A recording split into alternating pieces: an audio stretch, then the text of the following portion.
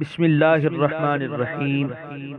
اللہ کے نام سے شروع کرتا ہوں جو بہت ہی مہربان ہمیشہ رحم فرمانے والا ہے۔ سورہ زخرف آیت نمبر 46۔ وَلَقَدْ أَرْسَلْنَا مُوسَىٰ بِآيَاتِنَا إِلَىٰ فِرْعَوْنَ وَمَلَئِهِ فَقَالَ إِنِّي رَسُولُ رَبِّ الْعَالَمِينَ۔ ترجمہ: اور ہم نے بھیجا موسیٰ علیہ السلام کو اپنی نشانیاں دے کر فرعون اور اس کے سرداروں کی طرف، پس آپ نے انہیں کہا بے شک میں رب العالمین کا فرستادہ ہوں۔ سورہ زخرف آیت نمبر 46 کی تفسیر۔ اس رکوع میں موسیٰ علیہ السلام اور فرعون کا ذکر کیا جا رہا ہے۔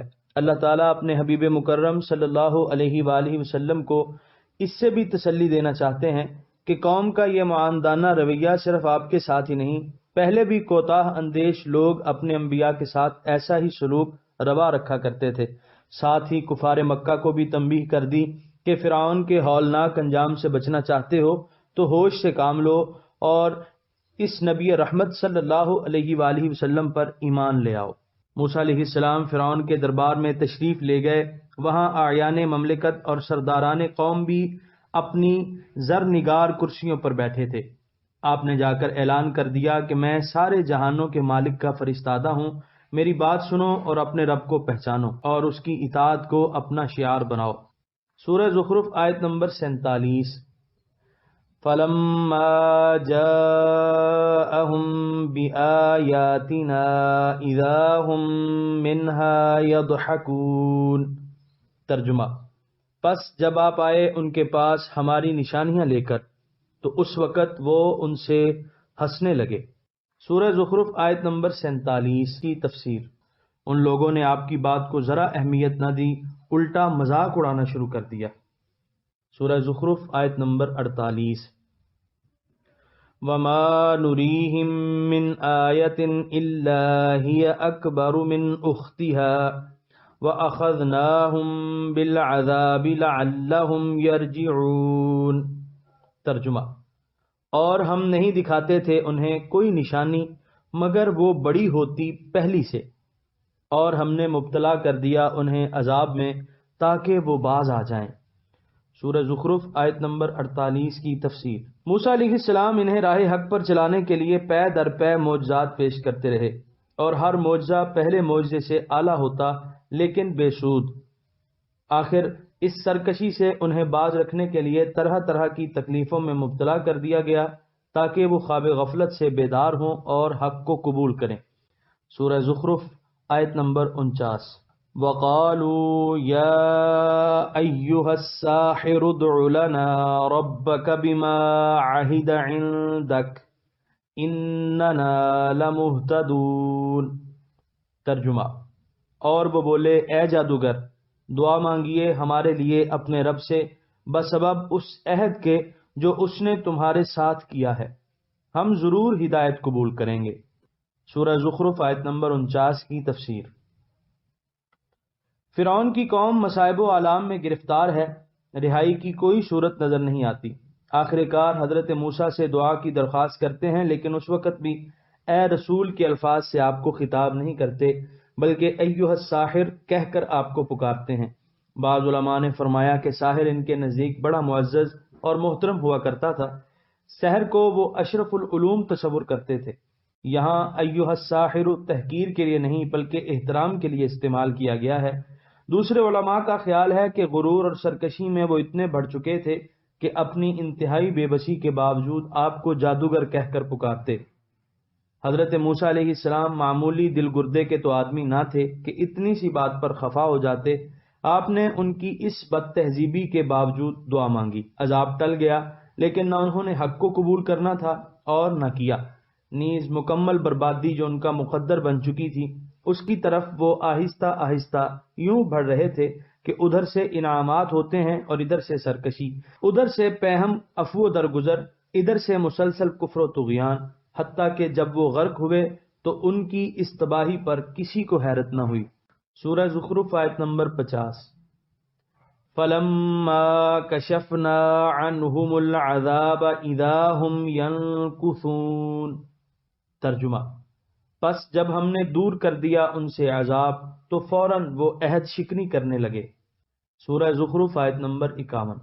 وَنَادَى فِرْعَوْنُ فِي قَوْمِهِ قَالَ يَا قَوْمِ أَلَيْسَ لِي مُلْكُ مِصْرَ وَهَٰذِهِ الْأَنْهَارُ تَجْرِي مِن تَحْتِي أَفَلَا تُبْصِرُونَ۔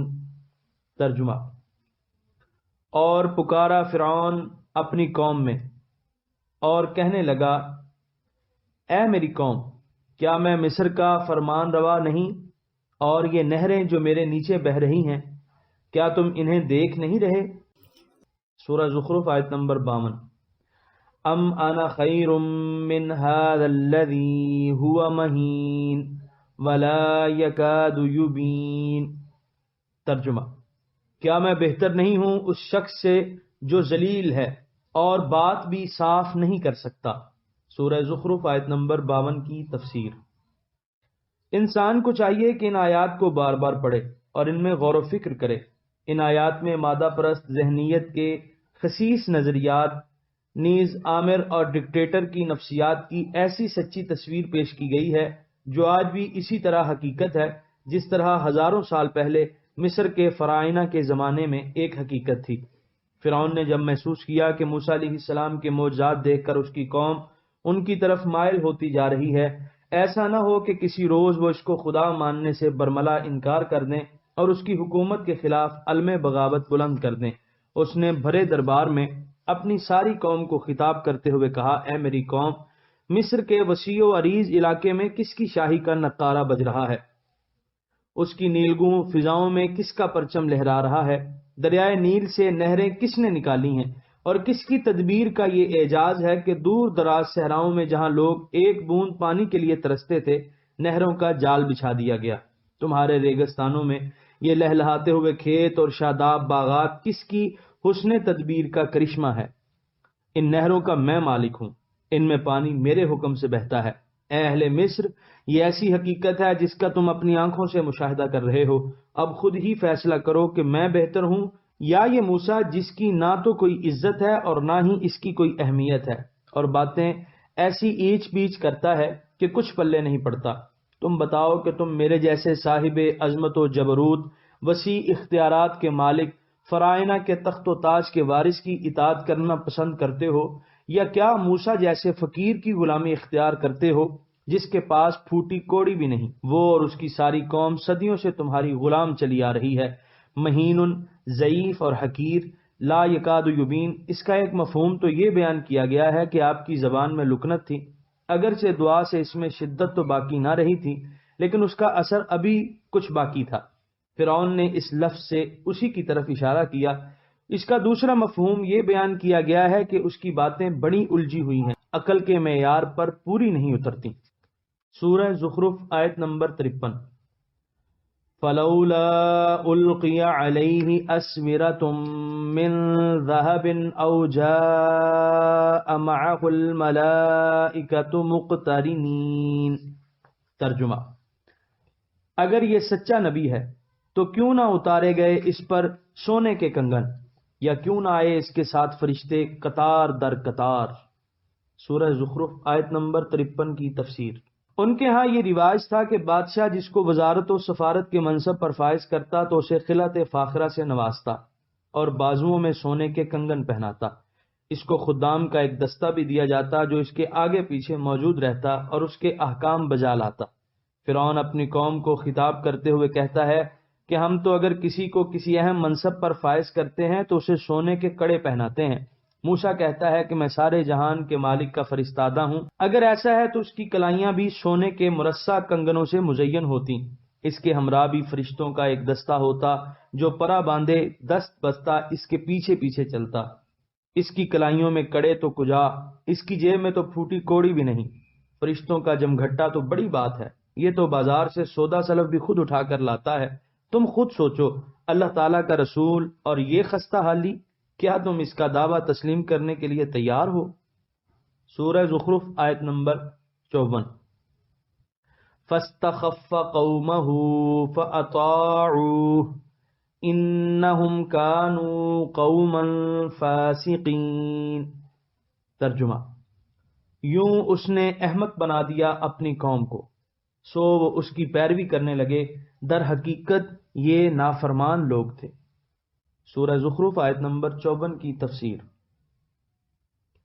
قرآن کریم کے ان کلمات نے مطلق العنان بادشاہوں، آمروں اور ڈکٹیٹروں کی نفسیات کا پردہ چاک کر دیا۔ یعنی وہ یہ باتیں اس لیے نہیں کرتا تھا کہ وہ انہیں حقیقت اور سچ مانتا تھا، یا وہ اپنی قوم کا بہی خواہ تھا، اور موسیٰ علیہ السلام سے اپنی قوم کو اس لیے دور رکھنا چاہتا تھا کہ وہ ان کی راہ اختیار کر کے ادبار و انحطاط کی پستیوں میں نہ گر جائیں، یا ان کی خوشحالی تنگ دستی و بدحالی سے نہ بدل جائے۔ اسے محض اپنے اقتدار کی فکر تھی، اسے صرف اپنے تاج و تخت کی سلامتی سے مطلب تھا۔ یہ جانتے ہوئے کہ وہ جھوٹ بول رہا ہے، وہ ان چکنی چپڑی باتوں سے اپنی قوم کو دھوکہ دینا چاہتا تھا اور ان کو اپنی ہمدردی اور بہی خواہی کا یقین دلا کر اپنے دامے فریب میں پھانسے رکھنا چاہتا تھا۔ ایسے جابر سلطانوں، ظالم ڈکٹیٹروں اور بے رحم آمروں کا یہی دستور پہلے تھا، آج بھی یہی ہے، اور جب تک لوگ اپنی سادہ لوہی کے باعث ایسے شاطروں اور نو سربازوں کے بچھائے ہوئے جالوں میں پھنسنے کے لیے آمادہ ہوں گے، ایسا ہوتا رہے گا۔ ابن العربی فاستخفا کی توضیح کرتے ہوئے لکھتے ہیں، اپنی قوم کو احمق اور الو بنایا اور اپنی چکنی چپڑی باتوں سے انہیں دھوکہ دینے میں کامیاب ہو گیا۔ فرعون کی قوم اس کے دھوکے میں آ گئی، انہوں نے ان مظالم کو فراموش کر دیا جو وہ ان پر توڑتا تھا۔ انہوں نے موسیٰ علیہ السلام کی عظیم شخصیت، ان کے بے داغ کردار اور پاکیزہ سیرت کو نظر انداز کر دیا۔ فرعون کی اطاعت کا بڑے زور شور سے از سر نو وعدہ کیا۔ قرآن کریم نے ان کے اس طرز عمل کی وجہ بتا دی کہ وہ فاسق لوگ تھے، حق و صداقت کی ان کے نزدیک کوئی اہمیت نہ تھی، انہیں اپنی ذات اور اپنے مفادات کا تحفظ مطلوب تھا۔ اس کے لیے اگر انہیں کسی ظالم کی غلامی بھی قبول کرنی پڑتی اور انہیں اپنی عزت نفس اور قومی مفاد سے بھی ہاتھ دھونا پڑتے تو وہ اس کے لیے آمادہ تھے۔ مظلوموں کی چیخوں، بے بسوں کی آہوں، ملک و قوم کی اخلاقی اور معاشی تباہی کی بھی انہیں ذرا پرواہ نہیں تھی، بشرطے کہ ان کی ذات محفوظ ہو اور ان کے مفادات پر کوئی آنچ نہ آئے۔ ظالم کے سامنے ڈٹ جانا، حق کی سربلندی کے لیے جان کی بازی لگا دینا، مظلوموں اور بے کسوں کی امداد کے لیے تمام مصلحتوں کو پسے پشت ڈال کر میدان میں کود پڑنا فاسقوں کو زیب نہیں دیتا، اور نہ یہ ان کے بس کا روگ ہے۔ اس کے لیے تو اولو العزم ہستیاں ہی منتخب کی جاتی ہیں۔ سورہ زخرف آیت نمبر 55۔ فَلَمَّا آسَفُونَا انتَقَمْنَا مِنْهُمْ فَأَغْرَقْنَاهُمْ أَجْمَعِينَ۔ ترجمہ: پس جب انہوں نے ہمیں ناراض کر دیا تو ہم نے ان سے انتقام لیا، پھر ہم نے ان سب کو غرق کر دیا۔ سورہ زخرف آیت نمبر 55 کی تفسیر۔ حضرت ابن عباس آسفونا کا معنی کرتے ہیں غاضونا و اغضبونا، ہمیں انہوں نے ناراض کر دیا۔ ان لوگوں نے جو منافقانہ رویہ اختیار کیا تھا وہ ان کو غضب الہی سے بچا نہ سکا، چنانچہ وہ غرق کر دیے گئے۔ سورہ زخرف آیت نمبر 56۔ فَجَعَلْنَاهُمْ صَلَفًا وَمَثَلًا لِلْآخِرِينَ۔ ترجمہ: اور بنا دیا انہیں پیش رو اور کہاوت پچھلوں کے لیے۔ سورہ زخرف آیت نمبر 56 کی تفسیر۔ سلف کہتے ہیں پیش رو کو، والسلف المتقدم، اور مثلاً کا معنی عبرت اور پند و موعظت ہے۔ مثلاً اے عبرت اللہم، یعنی قوم فرعون کے بعد جو امتیں آئیں ان کے لیے ان کے حالات میں پند و موعظت اور عبرت ہے، اور ان کا تذکرہ ضرب المثل کے طور پر کیا جاتا ہے۔ یہاں پر 25ویں پارے کا 11واں رکوع مکمل ہوا۔